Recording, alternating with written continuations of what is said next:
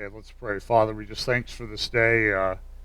Thanks for the crew that was able to come out to help with the filming today, and we just pray that you'll bless everyone and keep people safe on the roads around here. In Jesus' name, amen.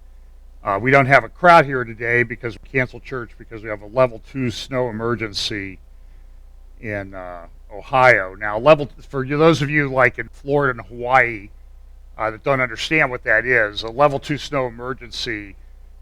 For you, the equivalent would be I think somebody throwing a snow cone on the sidewalk in Hawaii would be a level 2 snow emergency or something. So I know you people suffer all the time over there.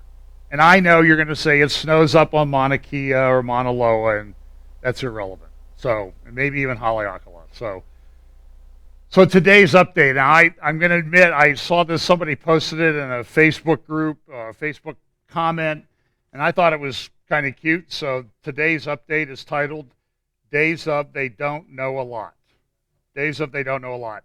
And I think you'll understand. We're going to talk a little bit about some of the cultural things and social things. We're going to talk a little bit about government and a lot about the Middle East and Israel today.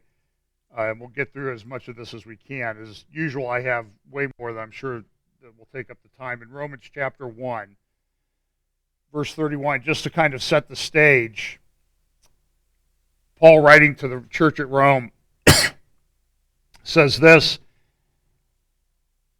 He describes people that are without understanding, covenant breakers, without natural affection, implacable, unmerciful, who, knowing the judgment of God, that they which commit such things are worthy of death, not only do the same, but have pleasure in them that do them. And then in Luke 17, a passage we haven't referred to too much lately, Jesus lays out a pattern of what it's going to be like in the days leading up to the coming of the Son of Man. And he gives two examples, two patterns that you should look for. And when it's like these days, then you know that the Lord's coming is getting closer. In verse 26 of Luke 17, it says, And as it was in the days of Noah, so shall it be also in the days of the Son of Man. They did eat, they drank, they married wives, they were given in marriage until the day that Noah entered into the ark, and the flood came and destroyed them all. And then in verse 28, he gives another pattern. Likewise, also as it was in the days of Lot, they did eat, they drank, they bought, they sold, they planted, they builded. But the same day that Lot went out of Sodom, it rained fire and brimstone from heaven and destroyed them all. Even thus it shall be in the day when the Son of Man is revealed. So we know that this is a pattern that we should look for. So let's just look at some of the things that are going on. I think you'll see how these relate.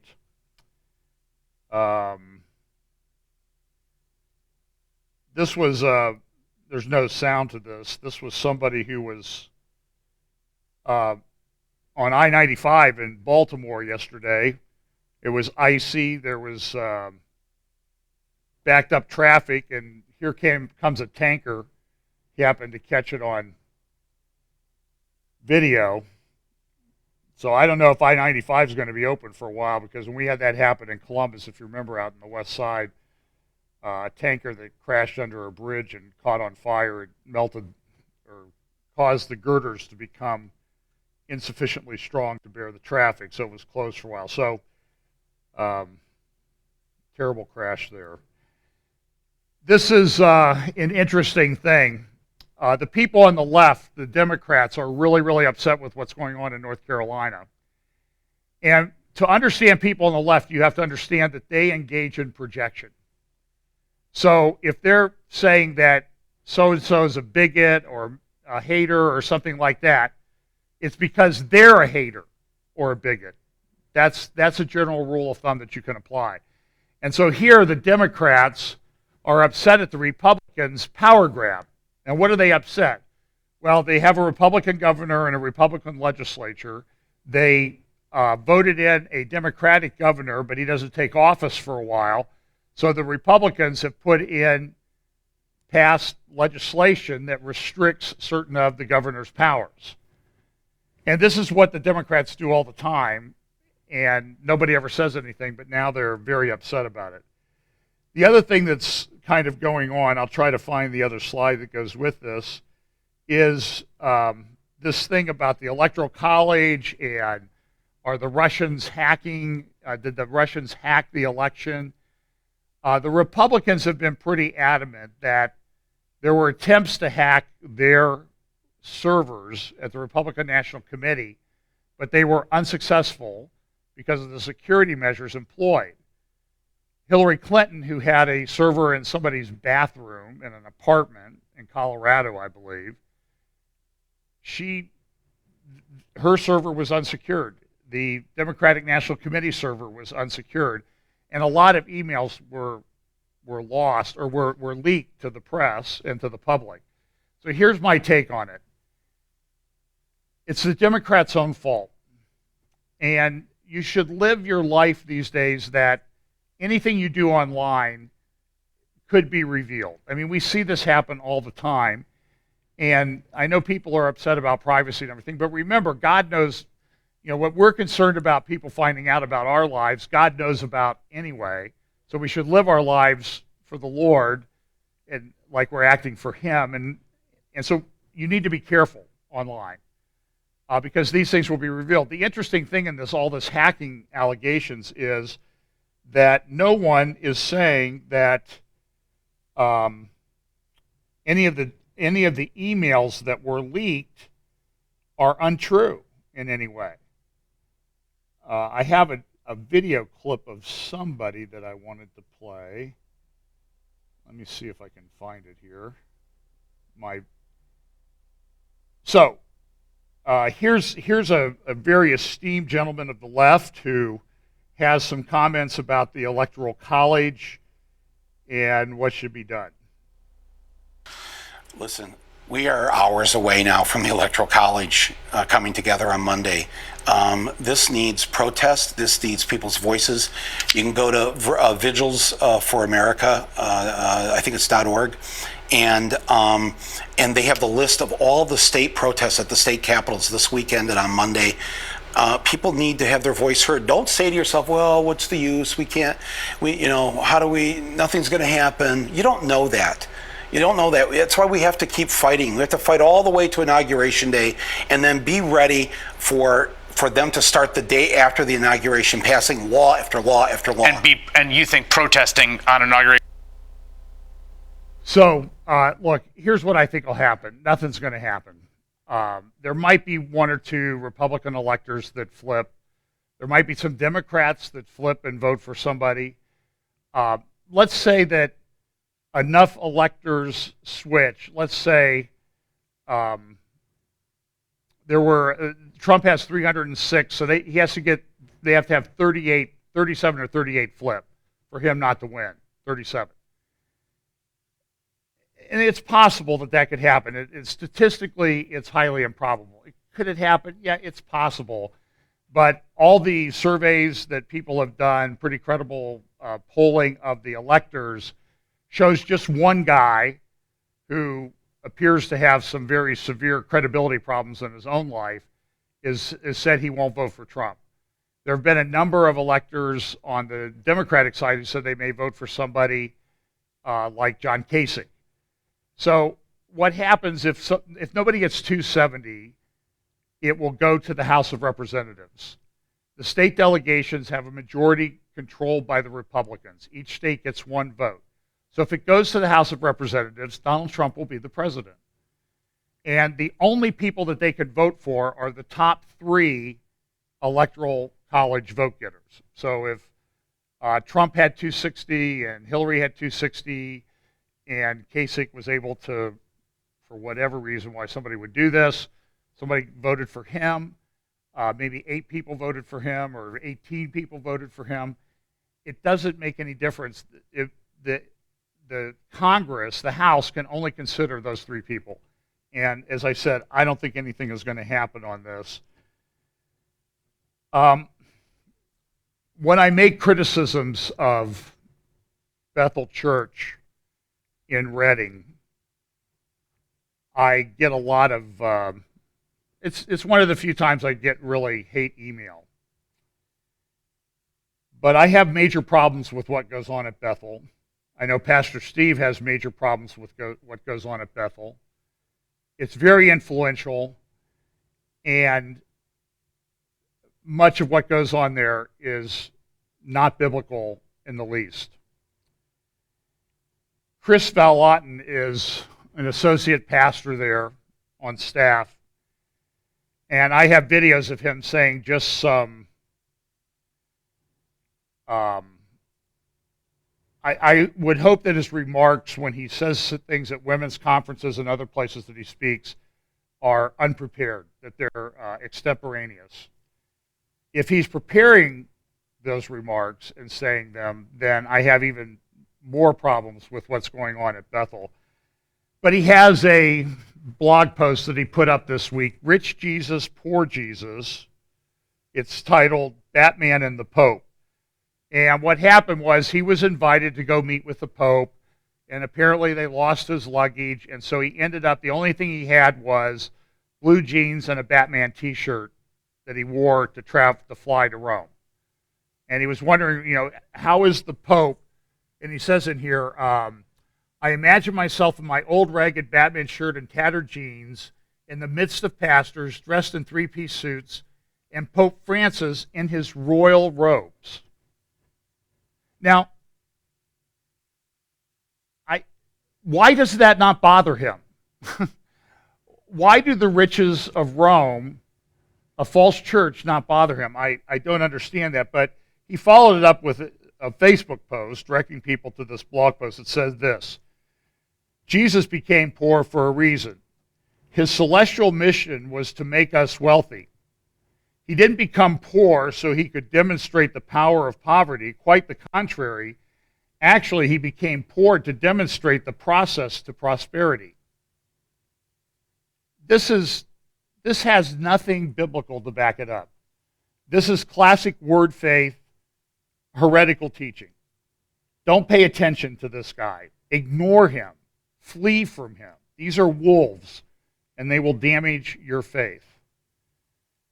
Cecile Richards this week, what happened was Obama has put in place regulations that prevent states from not funding Planned Parenthood if they receive federal funds to help out with Medicare, Medicaid, and that type of thing. Now, all Trump has to do when he comes into office on January 20th is do a paragraph order revoking that, and it's over. But Cecile Richards, she's happy. POTUS, Obama has cemented his legacy as a champion for women's health.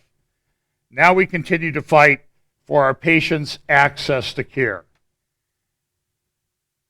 Killing a baby is not health care.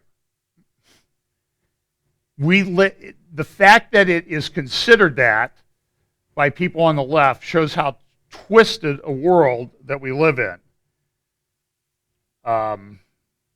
She says down there, breaking, new rule protects health care for 4 million Americans. But the fight isn't over. The babies don't get health care. They get killed. And this is a problem. And I think God's going to judge us at some point very severely that this has been allowed to go on. We know that one of the things that people are trying to do is put in place a new world order. And sometimes these things come very directly. Sometimes they're a little bit more subtle. So, for example, this was on the World Economic Forum. They put on the Davos conference under Fourth Industrial Revolution. And this lady posted a blog, Welcome to 2030. And we know there's a global agenda 2030 to put in place a lot of these controls for sustainable development and really controlling how people live. I own nothing, have no privacy, and life has never been better. And she's celebrating this. This just shows how far down the road some of these people and their thinking have gone. So about a month ago in Dubai, they had this conference, the Global Futures Council, part of the World Economic Forum, held this conference. And here is this lady who posted it.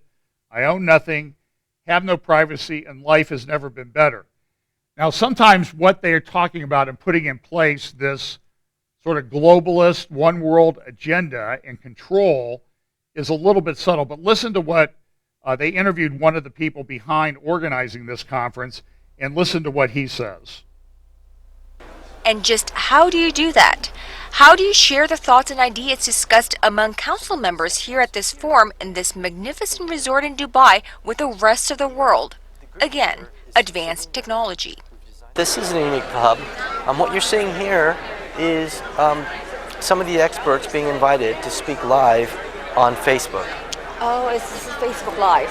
On any given moment, you're literally having thousands, tens of thousands of people exposed to the ideas in real time here. It was not possible, a few years ago. The fourth industrial revolution has become, to many of us, a reality that we actually feel and experience in our day-to-day lives. How has your discussion evolved over the past year, and where are you right now? We, humans, we are the ones that direct the fourth industrial. We've called it that. Right. We have the power to call it something else. We have the power to move it in another direction. So this is not about adapting to a new reality. It's about shaping the future reality. So you see how it's sort of subtle what they're saying is about how they want to control and shape the way people think. Now, when I bring up things like the Economist cover and the pictures on there, I'm not using those as a predictive element. I'm only using it to show what these people that are in charge and that control things want to accomplish.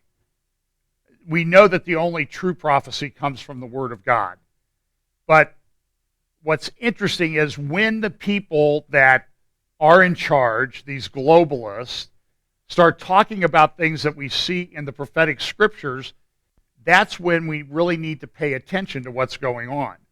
And so here's this guy talking about, we can get tens of thousands of people watching on Facebook Live.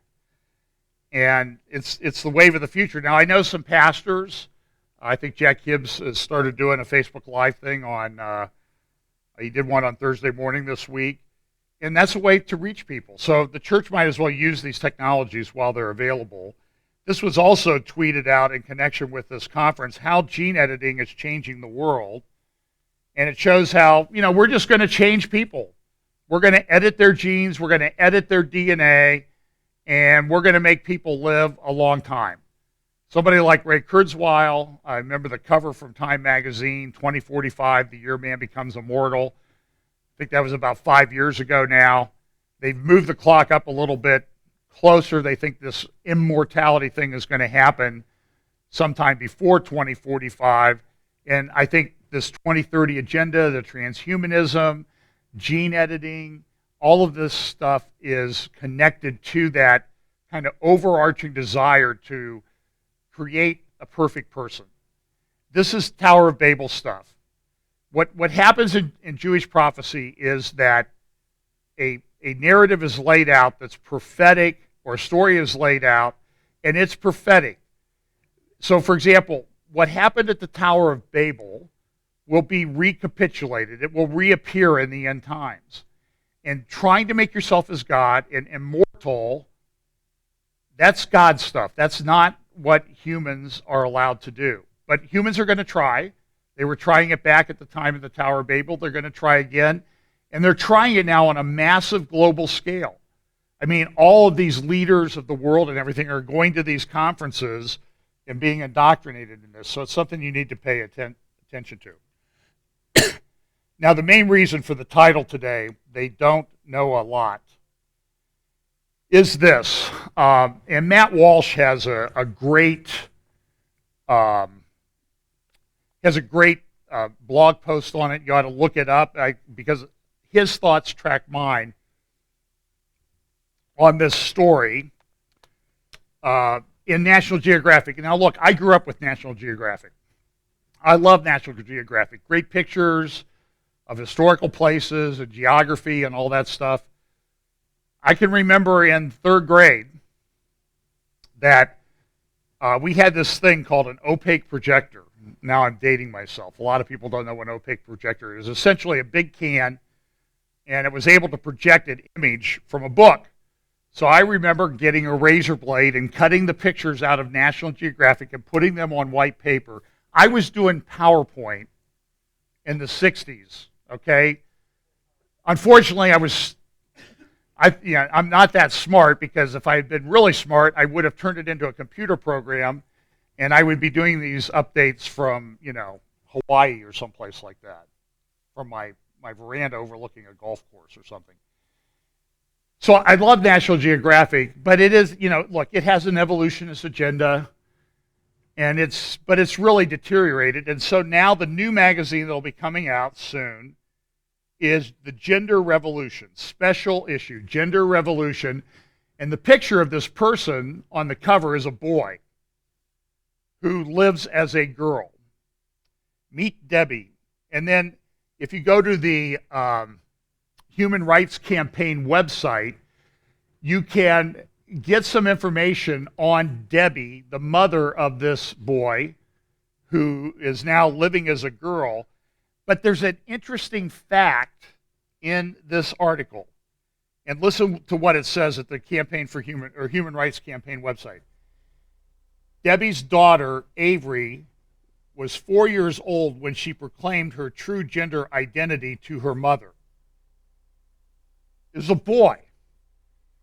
Debbie, now listen to this phrase, Debbie, the mother, who is a Southern Baptist, admitted that at first she didn't quite know how to process the information. She acknowledged that it was not a phase and that Avery was simply being true to who she is. This is a boy. Now, well, here's a little video clip from the Human Rights Campaign website. When Avery was 4 years old, we were walking through the store holding hands, and she just looked at me and said, Mom, you think that I'm a boy and you talk about me being a boy, but I'm really a girl on the inside, right? I didn't really know how to process that. Well, you shouldn't have known how to process that, because human nature should tell you that you have a boy and you should raise him as a boy. But the constellation of people that gather around these troubled kids, these adults, are engaged. Dr. McHugh, who used to head the transgender clinic at Johns Hopkins, says this is child abuse. And I agree wholeheartedly. These people are abusing this young man, this young boy. But now it's on the cover of National Geographic. Debbie, who is Southern Baptist, admitted that at first she didn't quite know how to process the information. Avery was simply being true to who she is. Do you see how she's changed? She now just refers to her son as she. This is insanity. And so this is why I say they don't know a lot. They don't understand what is going on. They've been given over to this reprobate mind. I don't know, I wasn't around in the days of Lot. I don't think Lot had to put up with this nonsense. I think we've gone beyond where Lot was. So that is a big problem and an indicator of the end times. Here's another indication of insanity. As you know, a couple weeks ago, 3 weeks ago, I guess, there was an attack by a Somalian Muslim. He drove his car into a group of students, got out with a knife. Now, it's been described, you think it's a kitchen knife or maybe a steak knife or something. He was shot dead. There was a policeman who shot him dead. The whole incident was less than about a minute from when he started to when he was dead. And I'm grateful for this policeman taking quick, decisive action. But here's what happened at Ohio State, okay? Now, they have a good football team, okay? But they have morons that have been admitted to the campus, okay? Don't tell me that Ohio State has really high bar for admissions when this moronic stuff is allowed to go on.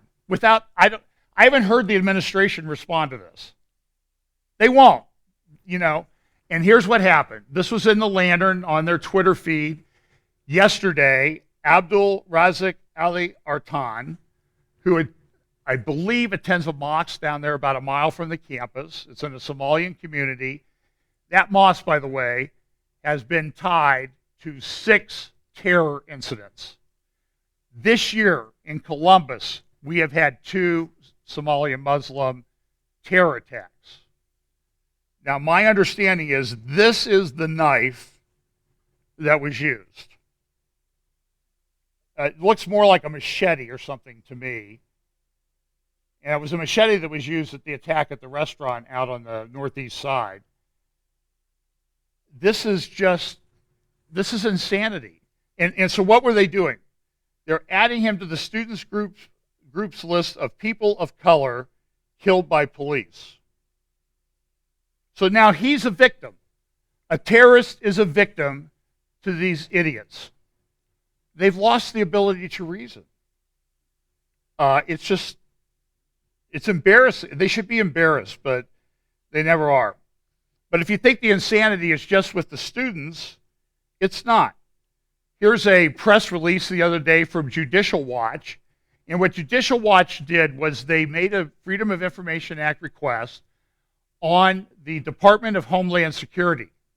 You know, they're the people who run the little kabuki theater that you have to go through when you get on a plane to make sure everybody thinks they're safe. So what did the Department of Homeland Security do?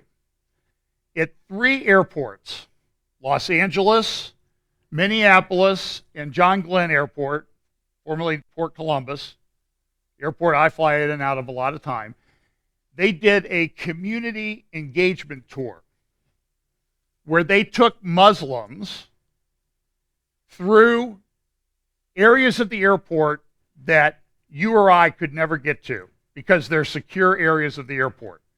They took them into the baggage area. They took them back to show them where holding cells were and all this other thing. It took them a while. You can read the documents that Judicial Watch released. Here's the letter responding and says, well, we've redacted some of the information, but some of the information is very interesting that you get. For example, there were people that were on the visitor list that were referenced in 4 closed cases. In other words, they had been on the Department of Homeland Security investigation or watch list. He is going to ask the U.S. attorney about, name redacted, his case is still open, but barely, and he has come up before. He is going to find out what they did in the past when he requested access at these type of events.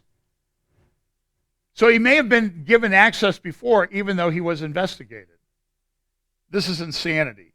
And so here's the agenda of the visit to Minneapolis Airport. And you'll see that one of the things that they do is passenger experience from deplaning to departure, primary processing, global entry, related policies and services, holding cells, interview rooms, secondary baggage. I don't understand this. This just doesn't make sense to me, but this is where we live. Paul Krugman, he won a Nobel Prize for economics. And he's a leftist. He is a complete idiot. Someone in response to these tweets that he did the other day say, why don't you just stick with telling us about economics that you obviously don't understand either? He says this thought, there was rightly a cloud of illegitimacy over Bush because of the 2000 election, dispelled wrongly by 9/11. Creates some interesting incentives for Trump. And now look at what he says. He gives this 4-part tweet as to what he's, and this is a major columnist, writer for the New York Times. At some point, Trump will surely use patriotism card to distract from tainted election and effects of his anti-populist policies. No, it won't be a false flag terror attack, too hard and no need. It will either exploit a real terrorist attack or involve a U.S. version of Falklands War, picking a fight with foreign power to rally home base Iraq had some elements of that. So anyone who thought they were going against neocon policies was another kind of useful idiot. So he is correct. There is a useful idiot involved in that tweet, and we know who that is. We don't have to go through that again. Another thing that's going on at the same time that's kind of against this globalist agenda, but it's causing all the people that want a globalist agenda to double down, is the collapse and disintegration of the European Union. Now, George Friedman did a great speech about a year ago at the Chicago Policy Council, I believe it was, Geopolitical Futures, about why Europe is in this perpetual state of conflict and how he doesn't think it will ever be united.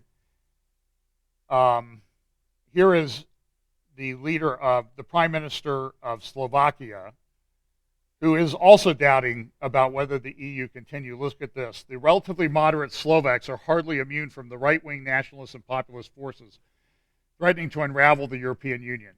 Slovakia is one of the so-called four Visegrad countries, along with Poland, Hungary, and the Czech Republic.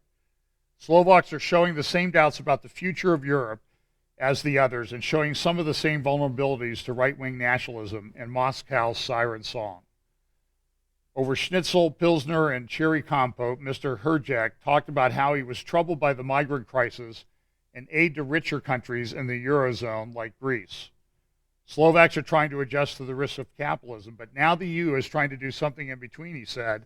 It's trying to support countries that are lazy, like Greece. Why should we take care of them? We're poor, a lot poorer than they are.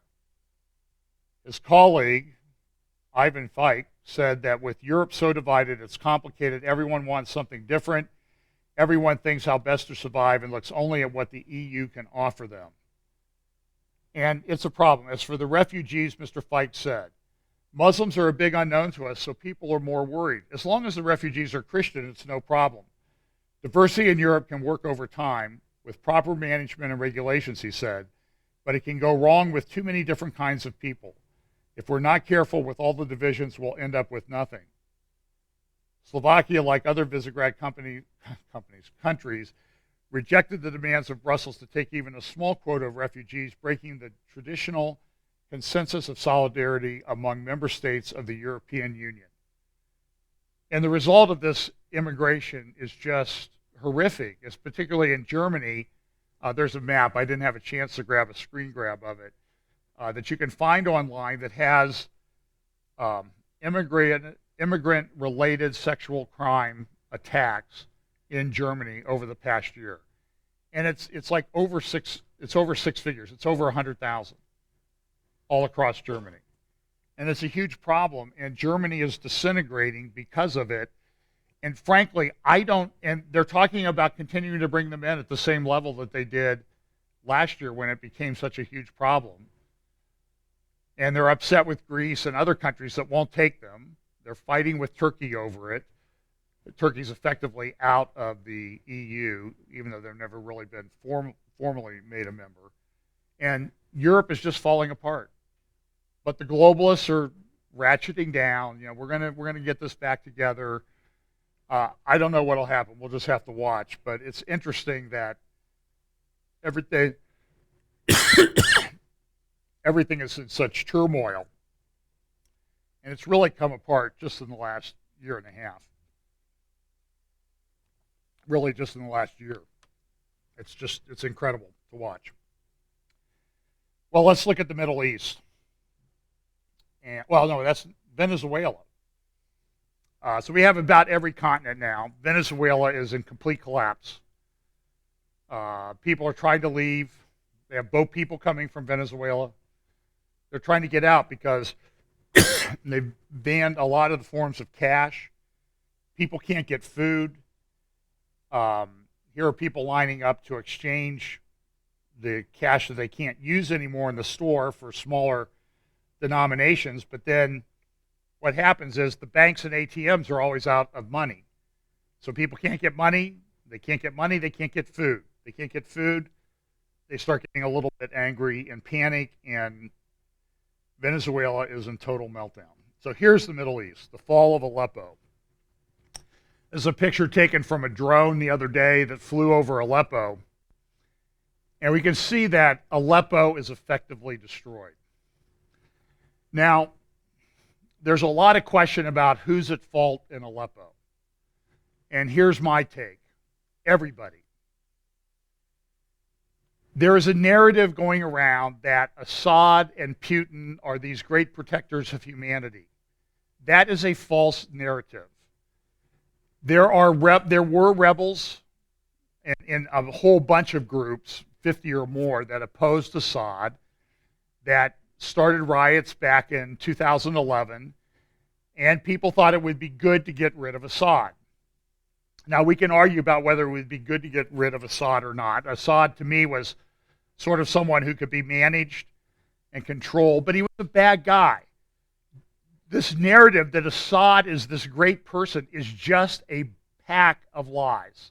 Assad is a thug. He is a creep.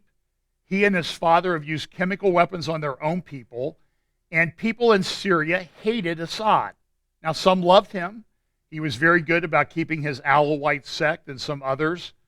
He and his father helped destroy the government of next door Lebanon, which is now under the effective control of Hezbollah, a Shiite terrorist group. So don't tell me that Assad or Putin are good guys. Putin went in there with the claim, I think this was May of 2015, I'm going to take out ISIS. There's been very little done by Russia against ISIS over the last year and a half. Not much. A little bit, but not much. What they've done is they've tried to get part of the country under the control of Assad. The rebel groups were hanging out in Aleppo. They had effective control of Aleppo. And so what has happened is they have bombed the living daylights out of Aleppo. And this is what you see. The city is effectively destroyed. People are fleeing. There were reports of summary executions on the street. I'm not sure that those were correct. But part of it was Assad, with the help of Putin over the last year and a half, wanted to get rid of the people who were opposing him. So what did they do? They destroyed the places that they were living. And now people have to get up and move someplace else. What's the result of that? So when the Syrian civil war started in March, effectively in about March of 2011, there were 21 million people in Syria. Over 11 million of the people that lived in Syria in 2011, 11 million of the 21 million don't live where they used to live. They've had to move someplace else. There's massive refugee camps in Jordan and Turkey and Lebanon. And so over half of the country has been displaced. I mean, imagine if over the last 5 years, half of the people that were in New York no longer had a place to live. They had to leave and go someplace else. It's on that scale. Assad has declared that Aleppo is liberated. Everything is chaotic. This is a famous Umayyad mosque in the old section of Aleppo. It's a historic mosque. It is probably, I believe, about 1,000 years old. It's probably as old as Al-Aqsa Mosque, maybe over 1,000 years in Jerusalem. And this is what it looked like 5 years ago. This is what it looks like today. You can see that the large minaret there back in the corner has been destroyed. It's full of trash. Here's a guy planting a Syrian flag in the plaza there. So Aleppo is gone, and there's concern that Damascus won't be far behind. And what was done in Aleppo, destroying the city to get people to leave that opposed you, could happen in Damascus. And then it's complicated by something further, and I'm not remembering. This was in the paper called The Observer. And this is a very interesting discussion. Will an emboldened Syria attack Israel? Listen to what this says. The most worrisome byproduct of Russia's involvement in Syria is that Russia's very presence has emboldened dictator Bashar al-Assad. Russia now occupies a prominent place at the center of the theater of Syrian operations. That presence has given the strong man the confidence to act with more strength. Assad is now confident enough to admit that the situation enveloping his country and devastating his countrymen is dangerous. He is saying things that he would never dare to utter until now. The worry is that because of this newfound arrogance, Assad may attack Israel. See, in the past, Assad pretty much let everything alone, but now he's been able to get rid of these rebel groups, these people that have been causing him problems all the way through his reign and the one of his father that preceded him. The attack, this article says, would be retaliation for Israel's most recent missile strike at an Air Force base just outside of Damascus. Israel's alleged strike is the proper diplomatic term because, true to form, Israel has neither confirmed nor denied this attack or any of their operations. This policy is in place especially for situations like this, strikes at sensitive targets in Syria. The target was just west of Damascus, more specifically a base housing weapons of mass destruction that Syria planned to hand off to Hezbollah. Some of those weapons, I believe, they got from Saddam Hussein. Israel generally does not take sides in the Syrian conflict, the article continues. When Israel does conduct a strike in either Lebanon or Syria, it is for one of two reasons. Either to stop the transfer of weapons that could change the balance of power in the region, or to stop activity that would allow Hezbollah to significantly improve their weapons cache. Destroying weapons of mass destruction on their way to Hezbollah falls into both categories. Damascus and Assad could have ignored the attack, as they have done in the past, or the military could have reported the attack to the press as an accidental explosion. But this time Syria publicly responded. Syria media reported the attack as surface-to-surface missiles shot from Israel into Syria. Some people might ask why Israel used these missiles when their cost is 3 to 4 times more than an ordinary missile fired from a fighter jet. They both achieve the same goal. This too involves Russia. Russia has moved their S-300 and S-400 anti-aircraft weapons into place. These are highly sophisticated defensive weapons, and I talked a little bit about this last Sunday. Israel, by the way, this week did take delivery of 2 F-35s, very advanced fighter aircraft that Israel is enhancing with its own technology. Had Israel simply sent their fighter jets, it's possible Russians would have locked onto them. Surface-to-surface missiles can safely be shot from Israel into Syria, literally flying under the radar. Standard Israeli jets would have been spotted, and the Russians may well have passed that information on to the Syrians in time for them to scatter and avoid being destroyed. Syria knows Russia has not given them carte blanche to act against Israel. Assad is free to deal with the rebels as he sees fit. In other areas, he needs to tread more carefully. Russia wants to avoid direct conflict with Israel. However, Russia, especially military officers in the field, might be very interested in determining Israel's preparedness in case of attack. Israel's readiness would certainly be measured if Syria and or Hezbollah were to attack. So, the situation is very fluid. The situation is very volatile. I do not have the video clip, but I have a clip. I just didn't have time to edit it for today, of the head of the IDF who was talking at the Jerusalem Diplomatic Conference a month ago. And he made a very interesting comment that I think plays into the whole Bible prophecy scenario. And it said this,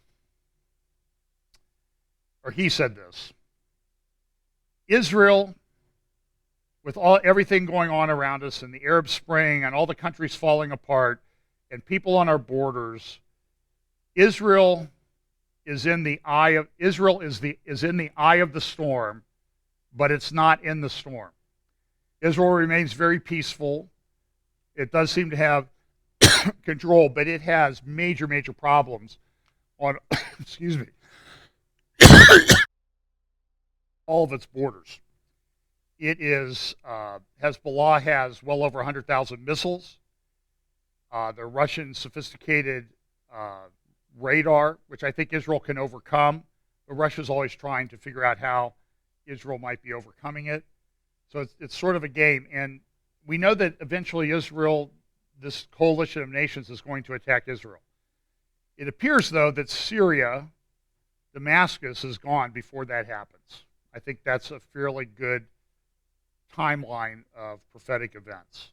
So how is this going to happen? We know that Hezbollah is in Syria. We know that Hezbollah is on the borders of the Golan. We know that Hezbollah wants to attack Israel.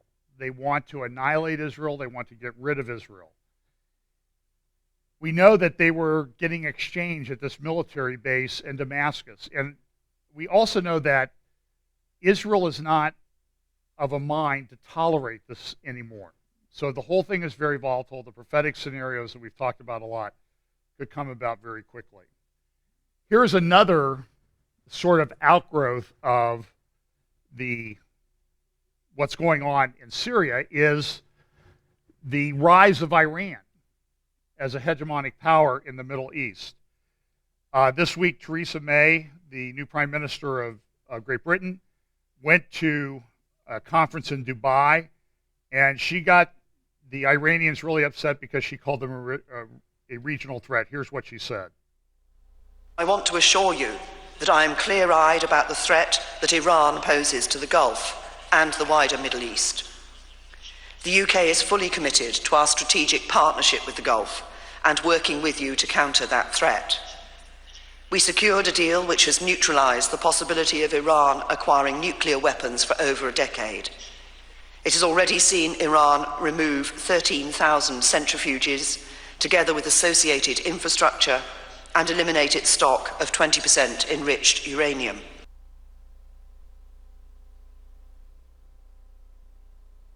And Breitbart was reporting, based on a couple articles, Aleppo's fall signals the rise of an emboldened radical Shiite axis. A lot of that information comes from a MEM, the Middle East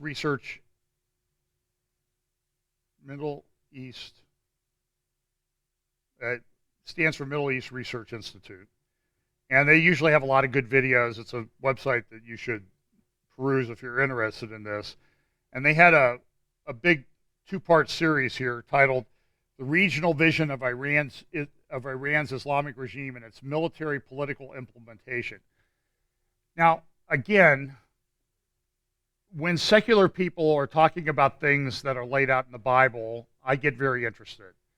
And we know that Iran, Persia, will be involved in this attack on Israel in the latter days. And could be very soon. It could be this week.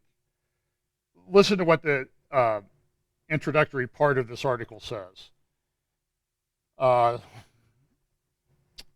Since the beginning of the regime of Iran's Islamic Revolution, the regime of Iran's Islamic Revolution has championed the idea of exporting its revolution to the entire Muslim world.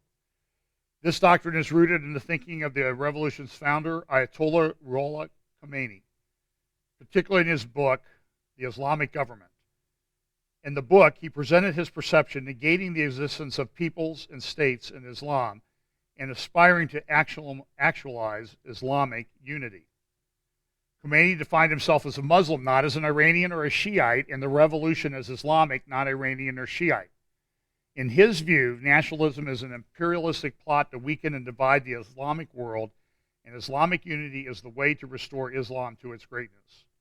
The regime in Iran is the jumping-off point for a comprehensive Islamic revolution, and exporting the revolution is the tool for attaining Islamic unity. This concept, which Iranian revolutionaries, ideologues have called al-Qura, one of the names of Mecca, considers Iran the true Mecca. That is, Iran is the religious, spiritual, and political center of the Muslim world. These ideologues have set out a vision and mission to spread revolutionary Shiite Islam across the geographic and religious region of the Islamic world. And they, by all estimates, are being relatively successful in doing that as we talk today. According to this doctrine, Iran appropriates the leadership rule of the Sunni Islam that is based on Mecca and on that city's historic role in Islamic history as part of the generations of political and religious struggle between the Shia and the Sunni. This constitutes an additional layer in the intra-Islamic philosophical discussion on what form an Islamic regime should take and of how to rebuild the Islamic world after centuries of repeated defeat by Western civilization. So this is very significant prophetically. A couple of weeks ago, the president who would give Barack Obama a run for his money in a poll to determine the worst president in American history, Jimmy Carter, wrote an opinion piece in the New York Times called "America Must Recognize Palestine." And I'm not going to go through and read this, but essentially he says the only way to get peace in the region is a two-state solution. Everybody is trying it. And he says the simple but vital step this administration must take before its term expires on January 20 is to grant American diplomatic recognition to the state of Palestine, as 137 countries have already done, and help it achieve full United Nations membership. Today, 38 years after Camp David, the commitment to peace is in danger of abrogation. Israel is building more and more settlements, displacing Palestinians and entrenching its occupation of Palestinian lands. Well, the rest of it goes on is typical Jimmy Carter. Now, this past week or 10 days ago, Alan Dershowitz, he's a left-wing, very liberal law professor. I think he's a professor emeritus now at Harvard. Very excellent lawyer, superb lawyer, but he's a man of the left. But he supports Israel. And they was asked some questions about at this conference that he was speaking at in Israel.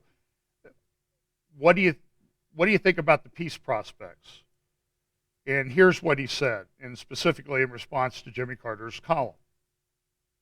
People don't know this. The villain of Camp David, when Ehud Barak, people don't know this. The villain of Camp David, when Ehud Barak and Bill Clinton made the most generous offers to the Palestinians, guess who told Arafat to turn it down? Jimmy Carter. Jimmy Carter was advising Arafat, and he told him that if he accepted that deal, which would have given statehood to the Palestinian people, he would be killed. I always refer to Arafat's death as untimely death, because if he had only died 4 years earlier, I think there might have been peace. And I'm not going to say anything about Jimmy Carter, but I just think he has been a force for terrible evil in the Middle East. And his most recent op-ed was so naive and so stupid. The idea that the issue should be turned over to the UN, that the United States should recognize a Palestinian state. What does that do? It disincentivizes the Palestinians to come to the bargaining table. It says to them, you don't have to make sacrifices. You don't have to make compromises. You don't have to negotiate with the Israelis. Jimmy Carter will get you a state. The United States will get you a state. The UN will get you a state. The International Criminal Court will get you a state. The BDS movement will get you a state. There's no surprise that the leadership of the Palestinian Authority is actually against the BDS movement, officially. Because they know that it sends a false message to the Palestinians that they can win this battle without negotiating with the Israelis. And everybody knows that the road to peace has to come through Ramallah. It has to come through Jerusalem. He goes on to say this, and this is something I agree with wholeheartedly, is that the narrative has to be changed.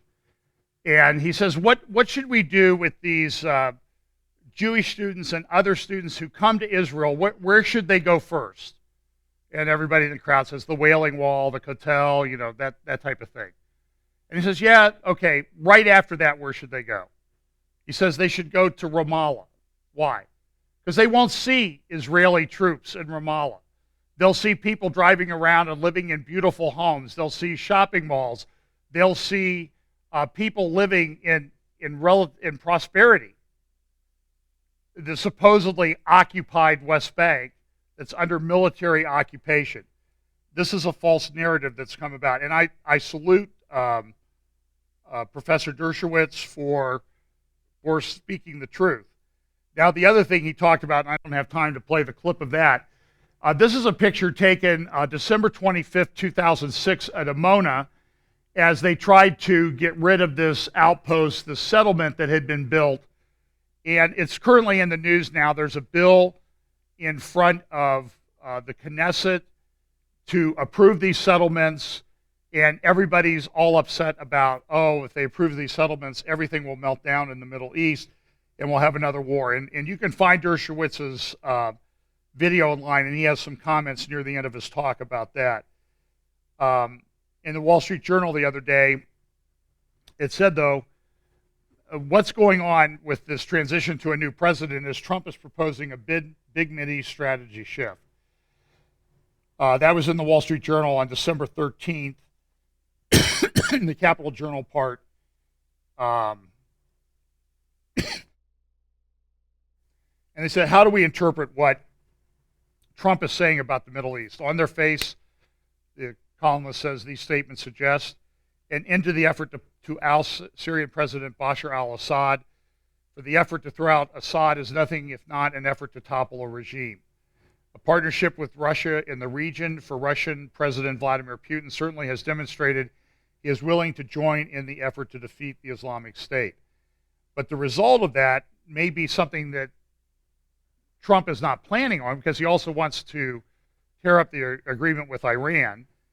And the columnist, I think, makes a good observation. So teaming up with Russia and tolerating Mr. Assad in Syria to defeat Islamic State could have the unintended consequence of further empowering Iran, much as the war to topple Saddam Hussein in Iraq had the unintended consequence of clearing the path for expanded Iranian influence in the region.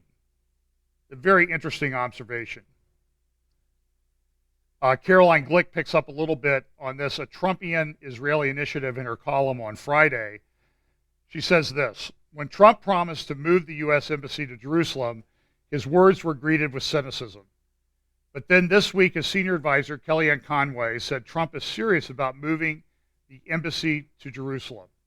And she makes this observation: in one fell swoop, the 68-year-old consensus is gone. The consensus being that we can't allow Israel to claim that its capital is Israel. Nobody can put their embassy there. And Trump is saying, I'm not going along with that. I'm going to move my embassy to Jerusalem. Caroline says this: 35 years ago, she draws a historical parallel. On December 14th, 1981, Israel took a Trump-like step. Israel took a wrecking ball to receive wisdom. That day, the Knesset passed the Golan Heights Law. Then Prime Minister Menachem Begin decided on the initiative the day before. In less than 24 hours, the law went from an idea in Begin's head into the law books. Oh, that legislation, good legislation, could get passed that quickly today. The Reagan administration was livid. And remember that the Reagan Secretary of State was James Baker, who was never a friend of Israel. He did not support Israel. Begin had neither asked Ronald Reagan for permission nor given Reagan a heads up on what he was about to do. And what happened? Begin was clearly operating on the basis it's better to ask for forgiveness than for permission protocol. In the event the Americans weren't really mad, Reagan prevented the UN Security Council from sanctioning Israel for its action. The Syrian regime did nothing. The Arab world yawned. And I think she's suggesting that if Trump actually follows through on this, nothing may happen. But the big news of the week in terms of Israel and Bible prophecy, I think, is the naming of the new ambassador of the United States to the Middle East, to Israel, a man named Daniel Friedman. He's a bankruptcy lawyer from New York. He's represented Trump in some of his bankruptcies in the past. He was a partner in a big New York law firm. And everybody is upset on the left. This is just the worst thing that we've ever seen. We can't believe that Trump is doing this. This is going to cause war in the Middle East.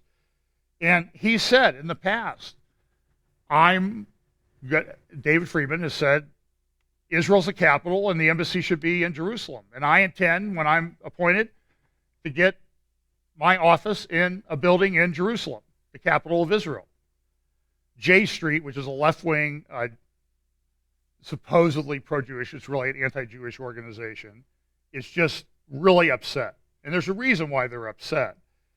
Jared Kushner, the Kushner Family Foundation, has donated to West Bank settlement projects, as has David Friedman. He's helped build settlements in what we call the West Bank, Judea and Samaria. Here's a left-wing person from, I can't remember, Jerusalem Voice for Peace or something, talking about what she thinks about Daniel Friedman's appointment. This appointment really confirms our worst fears about the Trump administration's approach to Israel. What he's really doing with this appointment is empowering the furthest right elements of the Israeli government, far to the right, actually, of Prime Minister Netanyahu.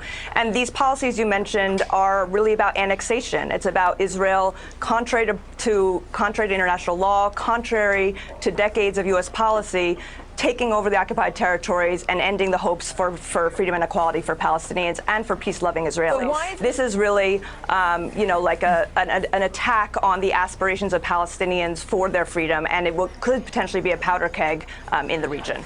I mean, I think we all need to be sounding the alarm. These are really absurd positions. Israel already gets the largest aid package from the United States. Well, she goes on. She rants for a while.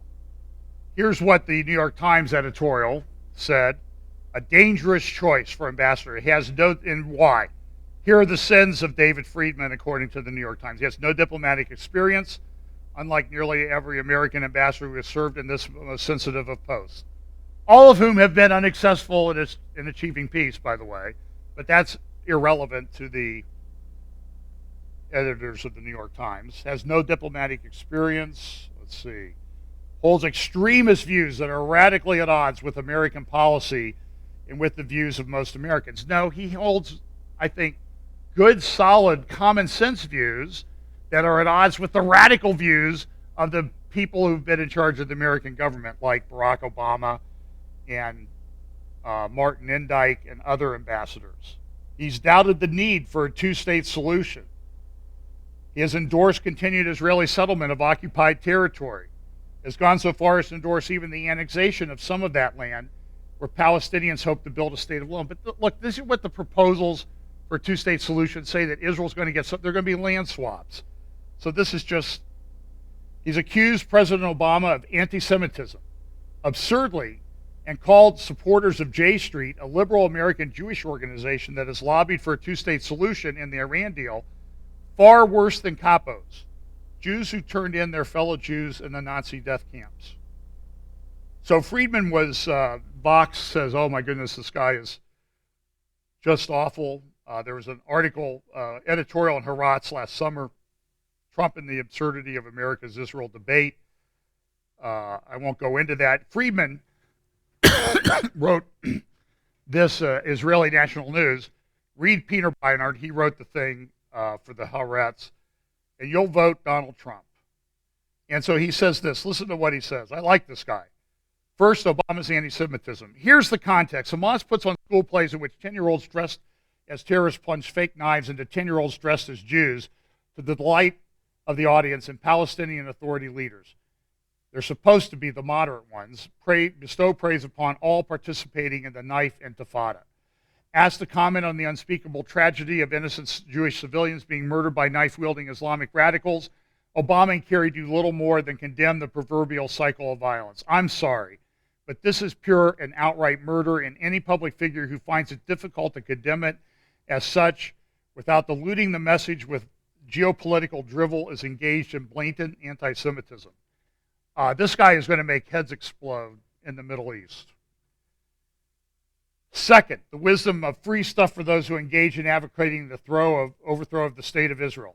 Every civilized country other than Israel punishes treason. In the United States, advocating to overthrow the government by force or violence can get you life in prison. In Israel, Islamic radical citizens speak this way all the time, often on the way back and forth from world-class institutions of higher learning, which they attend for free.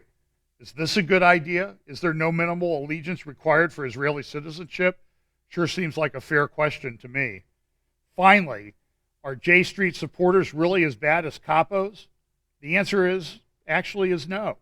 They are far worse than capos, Jews who turned in their fellow Jews in the Nazi death camps.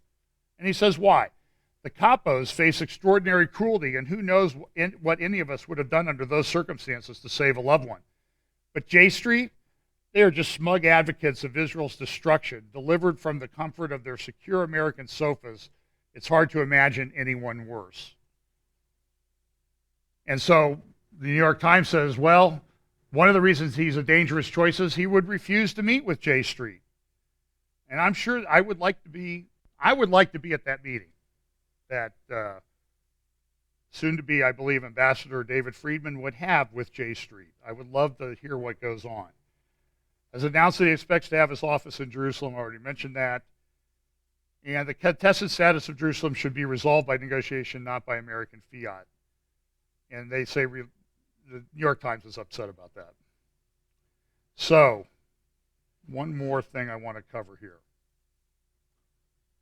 Michael Gove, who was the Secretary of State for Justice in Great Britain, a conservative member of Parliament, has an article in Friday's Times of London, an editorial. And he says this, title, Left's Hatred of Israel is Racism in Disguise. Critics of the Jewish state cannot bear the fact that it is a beacon of Western values in a sea of tyranny and despotism. Here's some of what he says. Anti-Semitism isn't a prejudice restricted to the likes of Richard Spencer, Hassan Nasrallah, and Ayatollah al-Khamenei. As befits the world's oldest and most durable hatred, it has many more adherents and has taken many different forms. Anti-Semitism is moved from hatred of Jews on religious or racial grounds to hostility towards the proudest expression of Jewish identity we now have, the Jewish state. And this week, just the other day, in fact Friday, the same day this article came out, Ban Ki-moon gave his final speech to the UN Security Council as he's leaving office. He made reference in that speech to the Quartet report about a two-state solution. But then near the end of his speech, he made this very interesting admission. State. During the past 10 years, I have argued that we must never accept the bias against Israel within UN bodies. Decades of political maneuverings have created a disproportionate volume of resolutions, reports, and conferences criticizing Israel. In many cases, rather than helping the Palestinian cause, this reality has hampered the ability of the UN to fulfill its role effectively. At the same time, Israel must realize that the reality in which... Well, that's a stunning admission. Ban Ki-moon admitted that the UN is biased against Israel. That's a pretty stunning admission. I'm personally reeling from shock that he actually said it. But I guess when people don't have to pretend to be a crazy leftist and against Israel anymore, when they're not going to get, their salary is ending, then they are willing to tell the truth. Michael Gove continues, no other democracy is on the receiving end of a campaign calling for its people to be shunned and their labor to be blacklisted. The boycott, divestment, and sanctions movement is growing on force on our streets and campuses. Its campaigners argue that we should ignore ideas from Jewish thinkers if those thinkers come from Israel and treat Jewish commerce as a criminal enterprise if that business is carried on in Israel. This is anti-Semitism, impure and simple. It is the latest recrudescence of the age-old demand that the Jews can only live on terms set by others. Once Jews had to live in the ghetto, now they cannot live in their historic home. Surrounded by enemies who sought to strangle it at birth, continually threatened by war and constantly under a terrorist attack, a nation scarcely the size of Wales, I guess Wales must be the size of New Jersey, with no natural resources, half of whose territory is desert, has become a flourishing democracy, a center of scientific innovation, one of the world's major providers of international humanitarian relief, and the only state from Casablanca to Kabul with a free press, free judiciary, a flourishing free enterprise economy, and freedom for people of every sexual orientation to live and love as they wish. We can talk about that later. And that is the reason it attracts such hostility, not because of what Israel does, but because of what it is. So what do? Keep the prejudices, of course, and try to get rid of the fact. Try to undermine, delegitimize, and reduce support for Israel. Make it the only country in the world whose right to exist is called continually into question. Make the belief that the state's survival, Zionism, belief in the state's survival, Zionism, a dirty word. Denounce, as the U.S. president has, a British university for being a Zionist outpost, and instead call organizations pledged to eliminate Israel, such as Hezbollah and Hamas friends, as Jeremy Corbyn has. Anti-Zionism is not brave anti-colonialism and anti-racist stance. It is simply anti-Semitism, minding its manners so it can sit in a seminar room, and as such it deserves to be called out, confronted, and opposed, because the fate of the Jewish people and the survival of the Jewish state are critical tests for all of us. The darkest forces of our time, Islamic State, the Iranian leaders masterminding mass murder in Aleppo, are united by one thing above all, their hatred of the Jewish people and their home. Faced with such implacable hatred and knowing where it has always led, we should not allow anti-Semitism any space to advance or incubate.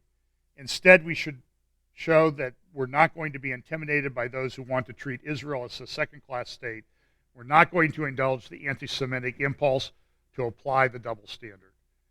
Israel is the only state where we don't locate our embassy in the nation's capital, and the only ally in the Foreign Office has refused to let the Queen visit. I have one more thing and I'm done.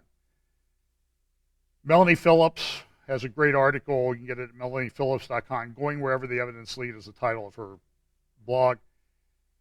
And here is a title, Mrs. May's False Note. Theresa May went to the Conservative Friends of Israel in England, in London, I believe the meeting was, and she gave this speech. I want you to listen to this carefully because I think this shows that the problem is much, much deeper than we would like to believe. Notice the equivalency that she makes. When talking about global obligations, we must be honest with our friends like Israel, because that is what true friendship is about. That's why we have been clear about building new illegal settlements. It is wrong, it is not conducive to peace, and it must stop. In order to help people of all backgrounds reach their potential, we need to remove the barriers that stand in their way, and that includes bigotry, discrimination, and hatred. Let me be clear. It is unacceptable that there is anti-Semitism in this country. It is...